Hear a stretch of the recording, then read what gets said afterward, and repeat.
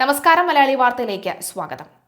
കേരളത്തിലെ തദ്ദേശ സ്വയംഭരണ സ്ഥാപനങ്ങളിൽ നിന്ന് തെരഞ്ഞെടുക്കപ്പെട്ട BJP ജനപ്രതിനിധികൾക്ക് രാജ്യ തലസ്ഥാനത്ത് ഊഷ്മളമായ അത്യുഗ്രനായിട്ടുള്ള സ്വീകരണമാണ് ഇന്നലെ നടന്നത്.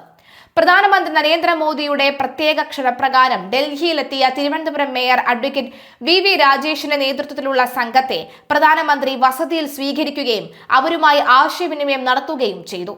പ്രധാനമന്ത്രിയുടെ വസതിയിൽ നടന്ന കൂടിക്കാഴ്ചയിൽ കേരളത്തിന്റെ വികസന സാധ്യതകളെക്കുറിച്ചും ഭാരതത്തിന്റെ വികസന യാത്രയിൽ കേരളത്തിനുള്ള പങ്കിനെക്കുറിച്ചും നരേന്ദ്രമോദി സംസാരിച്ചു. ജനപ്രതിനിധികളുടെ ചോദ്യങ്ങൾക്ക് മറുപടി നൽകിയ അദ്ദേഹം അവർക്കൊപ്പം ചിത്രങ്ങൾ എടുക്കുകയും ഉച്ചഭക്ഷണം കഴിക്കുകയും ഒക്കെ ചെയ്ത ശേഷമാണ് സംഘത്തെ യാത്രയാക്കിയത്. നൈപുണ്യ ശിബിരവും ഭരണപാഠങ്ങളും. ഭരണ നൈപുണ്യ ശിബിരത്തിൽ പങ്കെടുക്കാനെത്തിയ സംഘത്തിൽ നഗരവികസനത്തിന്റെ പുതിയ പാഠങ്ങൾ കേന്ദ്രമന്ത്രിമാർ പകർന്നു നൽകിയിരുന്നു. കേന്ദ്രമന്ത്രി മോഹൻലാൽ ഖട്ടർ മോദി യുഗത്തിലെ നഗരവികസനം എന്ന വിഷയത്തിൽ ശിബിരത്തിൽ സംസാരിച്ചു. സംഘം വിദേശകാര്യമന്ത്രി S ജയശങ്കറുമായി കൂടിക്കാഴ്ച നടത്തി. കേന്ദ്രമന്ത്രി ജോർജ് കുര്യന്റെ വസതിയിൽ ഒരുക്കിയ അത്താഴ വിരുന്നിൽ എല്ലാ ജനപ്രതിനിധികളെയും വ്യക്തിപരമായി പരിചയപ്പെടുത്തുകയും ഉപഹാരങ്ങൾ നൽകുകയും ചെയ്തു.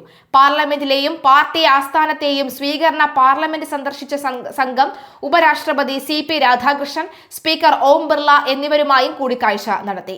BJP ദേശീയ ആസ്ഥാനത്തെത്തിയ സംഘത്തെ ദേശീയ ജനറൽ സെക്രട്ടറി വിനോദ് ദാവ്ഡെ, സംസ്ഥാന പ്രഭാരി പ്രകാശ് ജാവദേക്കർ എന്നിവർ സ്വീകരിച്ചു.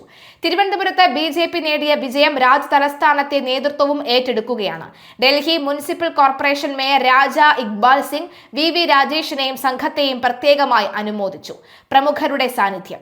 ഡൽഹി BJP അധ്യക്ഷൻ വീരേന്ദ്ര സച്ദേവയുടെ നേതൃത്വത്തിലുള്ള സംഘമാണ് കേരളത്തിൽ നിന്നുള്ള ജനപ്രതിനിധികളെ സ്വീകരിച്ചത്. BJP സംസ്ഥാന അധ്യക്ഷൻ രാജീവ് ചന്ദ്രശേഖർ, സംസ്ഥാന general secretary Anoop Antony, advocate S Suresh തുടങ്ങിയ നേതാക്കളും ശിബിരത്തിൽ സജീവമായി പങ്കെടുത്തു. വൈകുന്നേരത്തോടുകൂടി കേന്ദ്ര ആഭ്യന്തരമന്ത്രി അമിത്ഷായുമായും സംഘം കൂടിക്കാഴ്ച നടത്തും.